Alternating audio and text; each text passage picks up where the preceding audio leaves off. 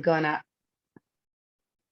we are recording it as we speak, and we are also going live in a second, just for everyone can listen to my super sexy voice.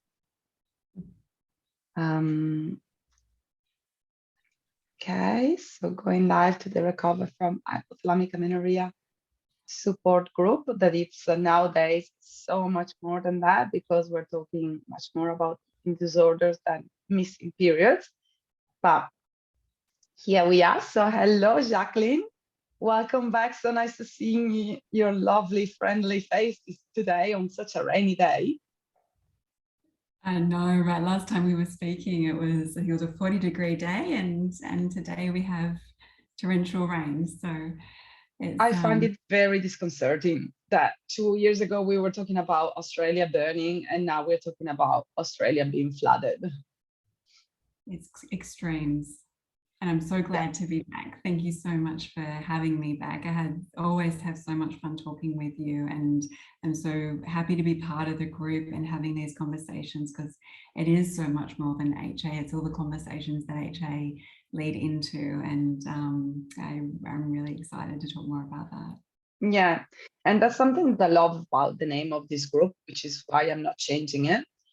Some of the women, they come to us because they think that they're just missing a period.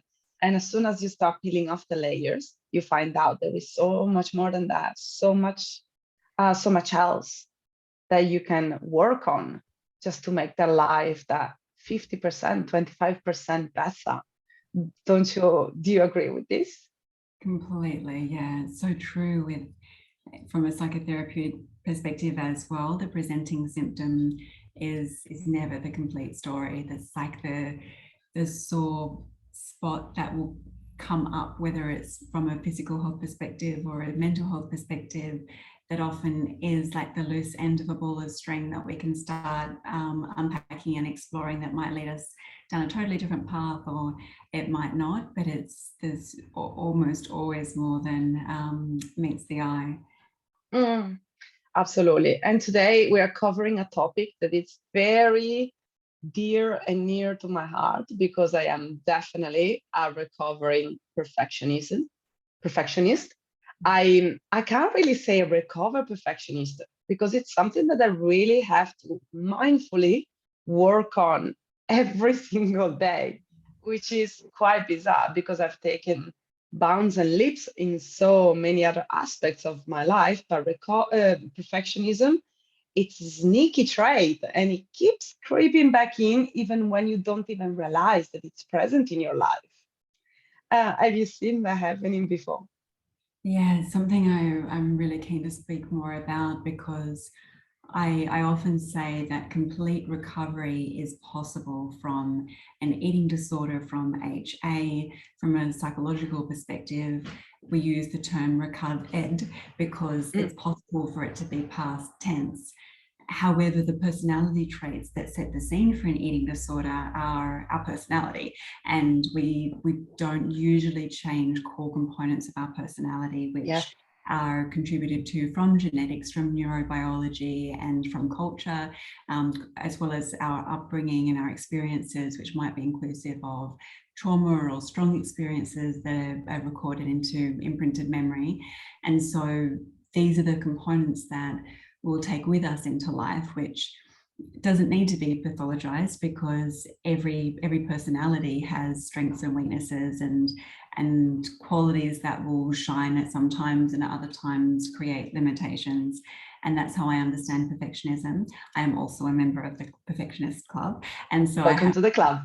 Lived experience to bring to this situation. And likewise, I find it something that it's really a filter for how we live life. And people in my life have said to me things like, doesn't need to be perfect, Jacqueline, or with the inference that there's a choice element to it, which there is, or we would be passive in the experience, and we can work with it, which means that we have free will when it comes to behavior change. But it would honestly be how I was perceiving the situation. I wasn't being difficult, or I wasn't consciously thinking, no, I'm going to raise the bar that much higher.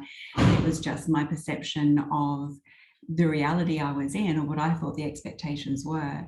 So I'm wanting to talk today about the different kinds of perfectionism and really understanding what it is from a psychological perspective, because it's a bit of an umbrella term in a sense that there's a few things contributing into what we call perfectionism, and then that leads us into what to do with it. Where does that leave us in how responsive we can be, and how much can we adapt it?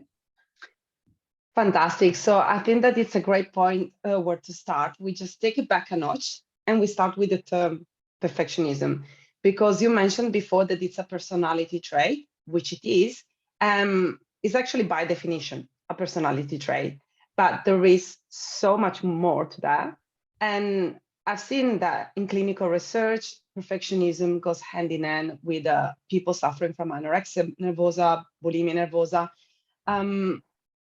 The studies are not really clear when it comes to binge eating disorder yet, but still you see that clear connection with anorexia, bulimia, and the perfectionist tendencies, which is basically the tendency to hold unrealistic high standards.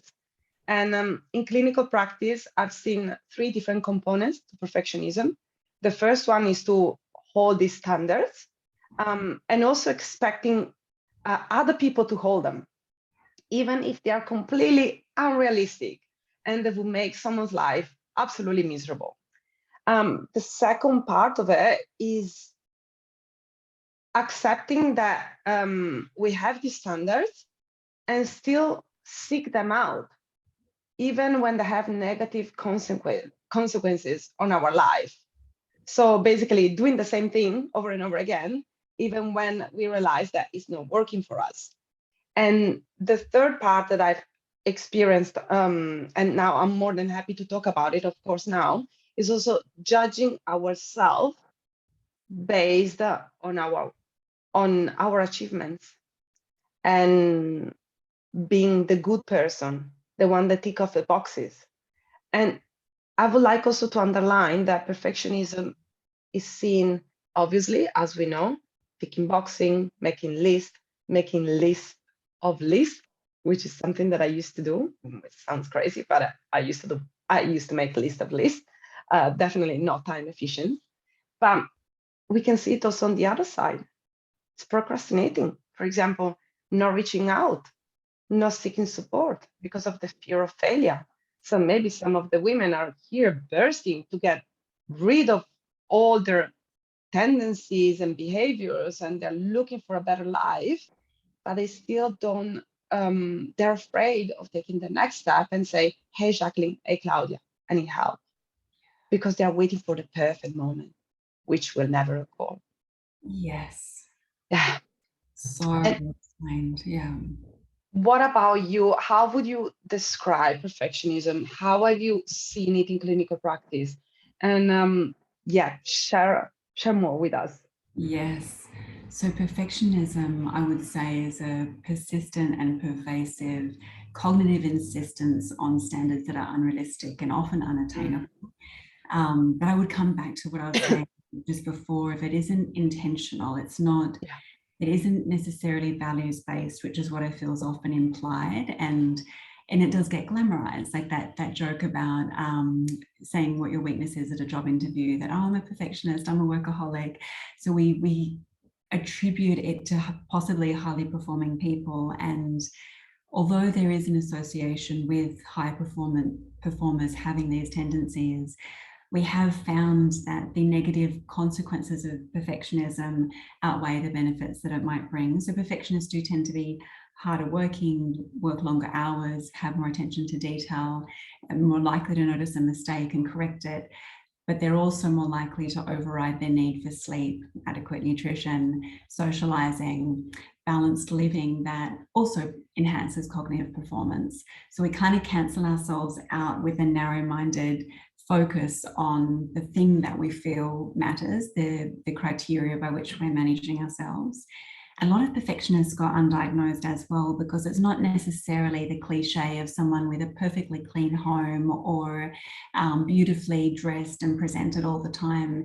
It could look like that, but it also, often people are perfectionistic in their work, but they don't have that transpired or other parts of their life. And so anywhere where there is rigid and insistent thinking on raising the standards and a sense of never really being satisfied. So you put through your best effort, perhaps in a work context, and still feel like, could I have done it a bit better, or feel burdened by it and I'm unable to let it go, would be some red flags. Yeah, you hit the nail in the head, and I'm smiling because I remember a younger self 5 years ago, starting my own business, working every single minute of the day. Once again, making those lists and all of that. And then speaking to people and networking events, finding out they were much more successful than me. And they were working half the hours. And I remember that will set me back a million years, because all of a sudden my self-worth will completely crumble, because I was a perfectionist, but I didn't even realize that I was one. And so much of my worth was put in my work and the way that I was training, the way that I was eating, the way that I was working. And all of a sudden, someone else was better than me doing less. And that felt, it was really painful. So when I have a client that comes to me and says, look, I'm a perfectionist and I don't know how to do things differently, I get it. I lived it. It's really hard, which is why at the beginning of the call, I said it's something that I always have to be mindful about, especially when it comes to work. I need to remind myself to clock out and to don't check social medias at nighttime and so on and so forth. But for other women with eating disorders, this perfectionism can be seen in so many different ways. So, and I'm just gonna list a few of them, and please make sure that you add on the list. But it's the body checking, the training regime that is very strict. So it doesn't matter if they're injured, if they're tired, they still have to show up. At school, the amount of hours that they study. As moms, the kids always have to be dressed perfectly. They never complain with their friends because I have that picture of themselves being perfect, and no one can touch that, because otherwise we're talking about a house of cards and everything else will crumble. And obviously the body checking, restricting the calories, that it's once again very common, simply controlling the food that we eat. What else can you think of, Jacqueline?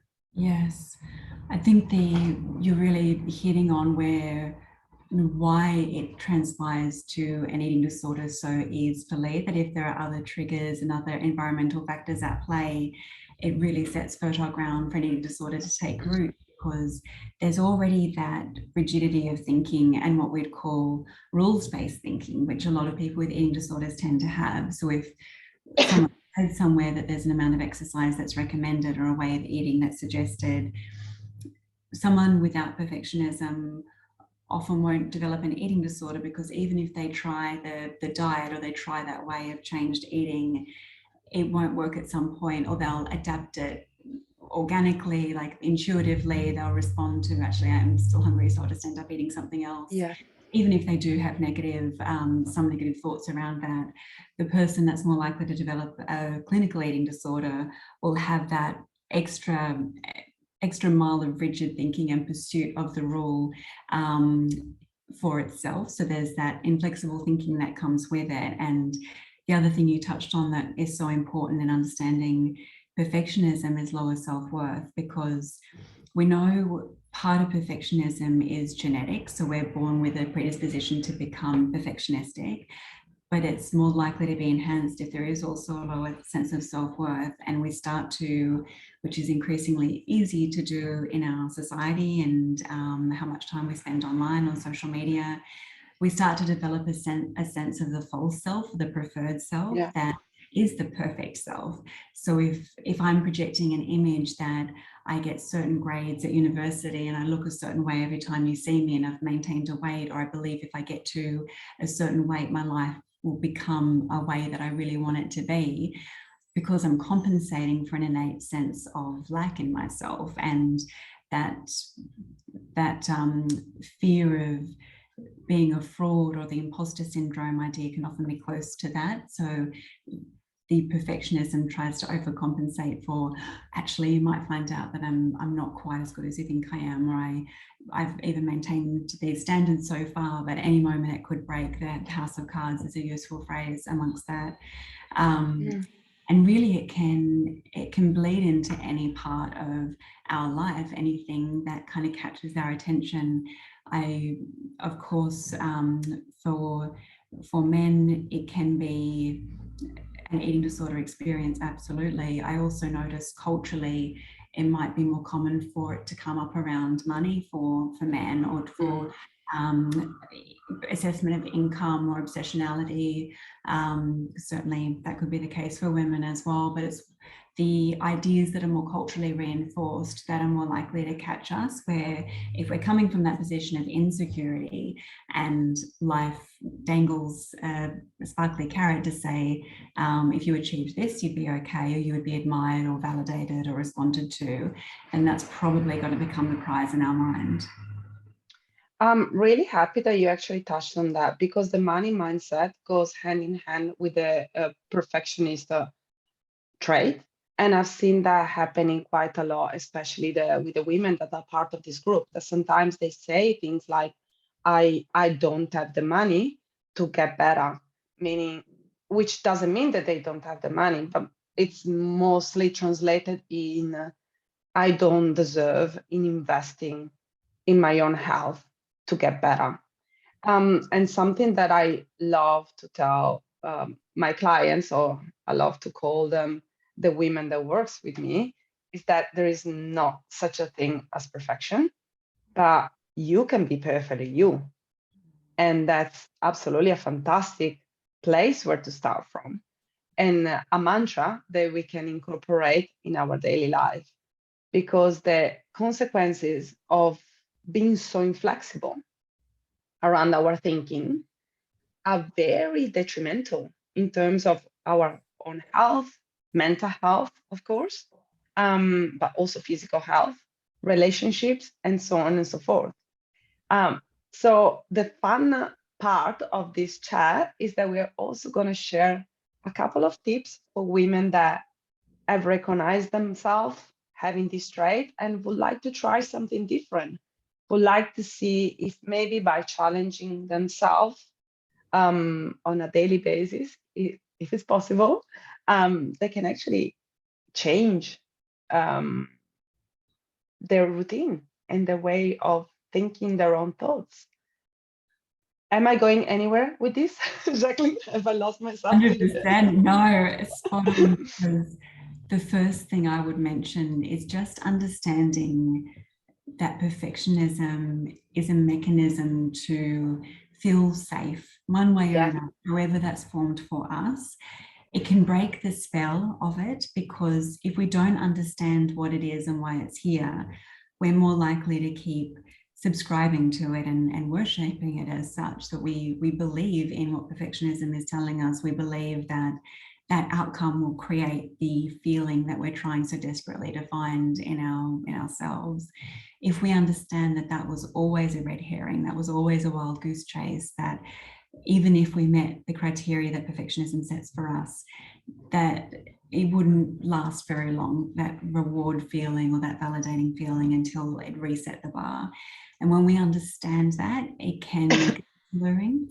And I'd call it the perfectionism story, that if we can catch it and if we can call it as that, but also respond really compassionately that it is a fear response, that perfectionism essentially is symbolizing that we have fear in the way we're thinking about something and experiencing life, then compassion is going to be the remedy for that, of meeting ourselves with tenderness and with care. And we talked last month about evoking in us the response we might give to a child having some of those ideas. It can be a useful tool again.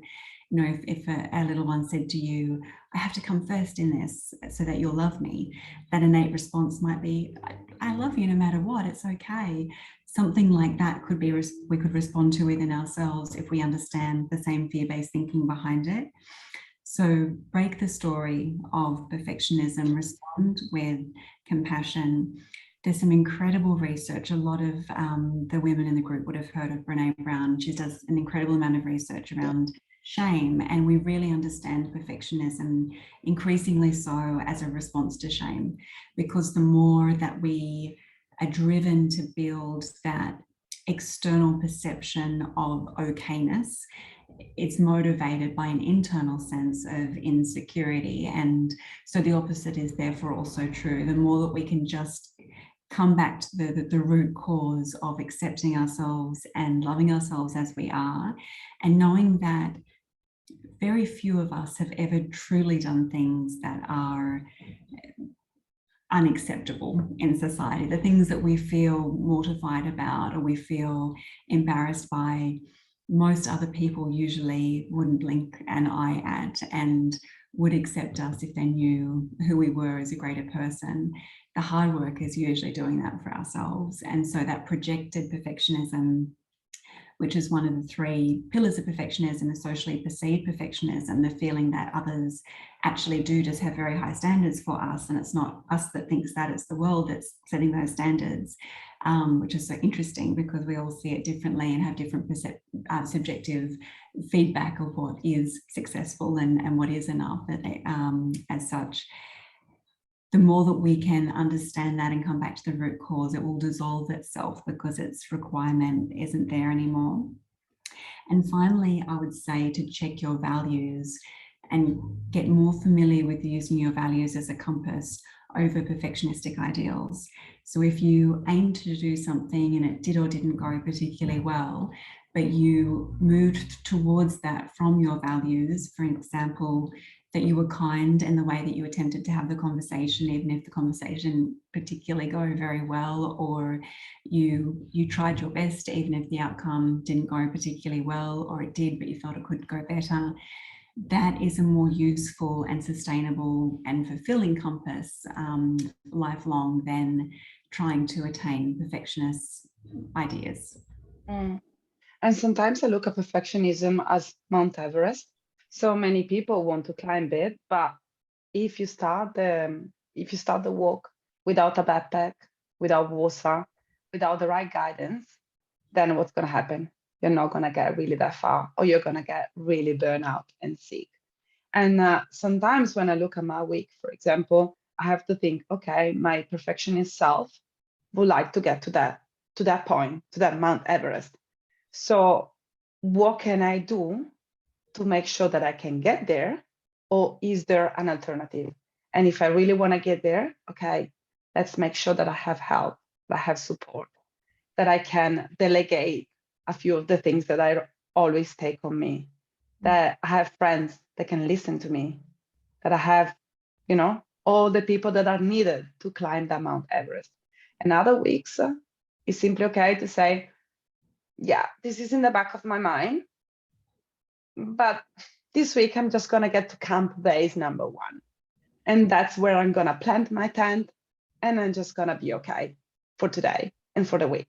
And as you said, perfectionism is fear-based and shame-based, and meeting it with compassion and love, it's possibly the easiest, most uncomfortable, challenging thing that we can do. But it's also the solution. Because if you, sorry. Sorry, Claudia, I just wanted to interject there to acknowledge as well that there can almost be a disappointment that comes with that, because like part of us wants to believe in the dream that if we can make it all happen, life will be amazing. So it really does take a bit of a philosophical shift to understand it as a compensation type of behavior. And it's not going, the things that we're trying to achieve through perfectionism is a false sale. It's never going to feel the way that it promises it will.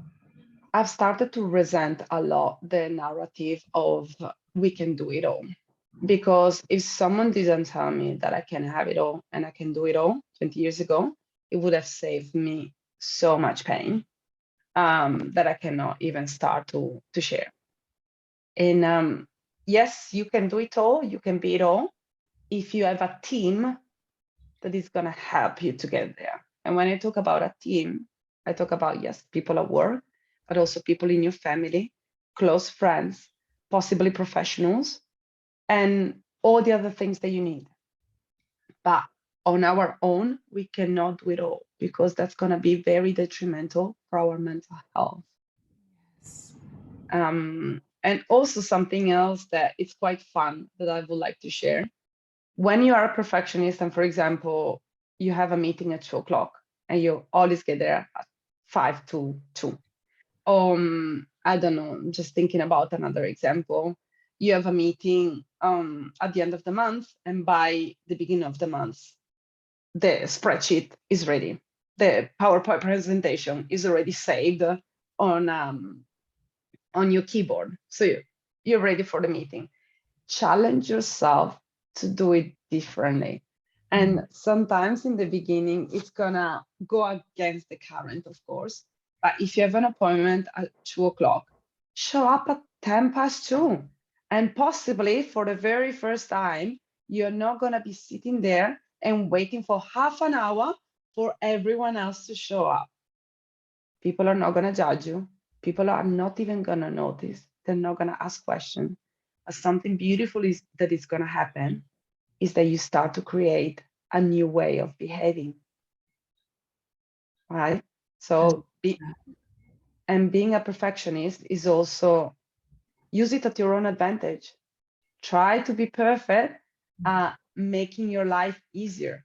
So look at the week in front of you and see, okay, I need some time off. What can I get rid of, or what can I delegate to someone else so then I don't have to do it? And I can spend an hour every day just reading a book. That's it. Obviously, easier said than done, Jacqueline. It's a process. We all know that it's a process.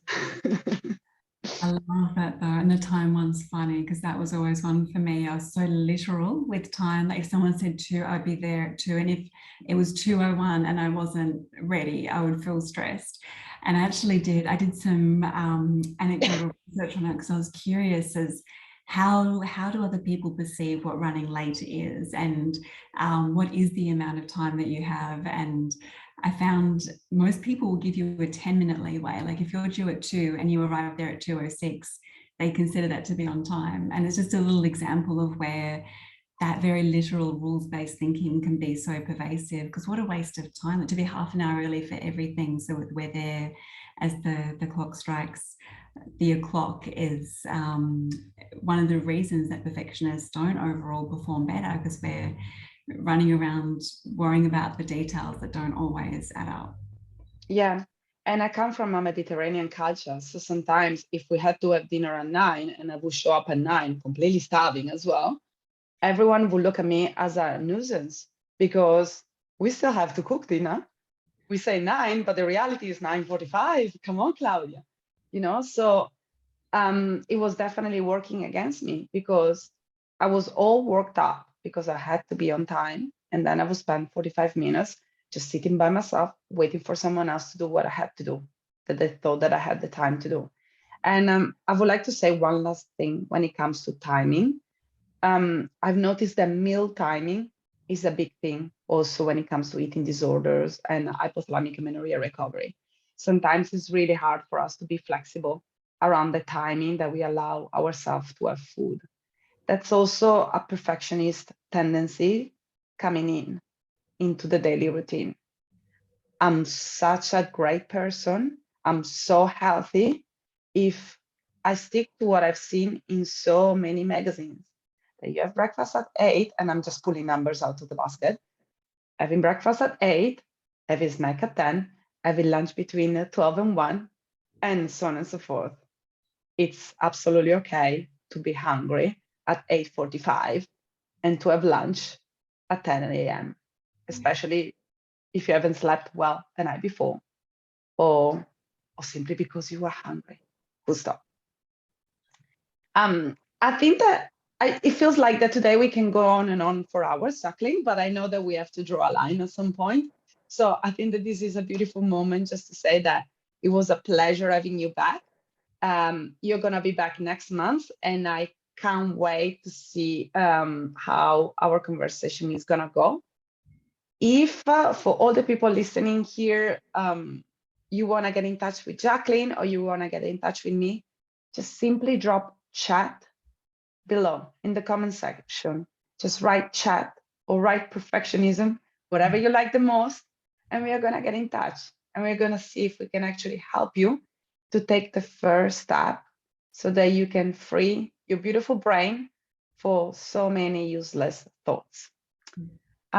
So Jacqueline, thank you for being here. Please, is there anything else that you would like to share with us before we let you be? I agree, we could go for hours, and I'd kind of love to, but I would love to continue the conversation. And if anyone has any thoughts that they want to share, if you resonated with anything Claudia and I were talking about, I'd really love to hear about that as well. Yeah, so for having me. Jacqueline, she's part of the Facebook group now, so you can easily find her, Jacqueline Byrne, and you can message her directly, or you can message me, or you simply post your thought in the comment section. Thanks so much for listening, and Jacqueline and I will see you next month. Bye.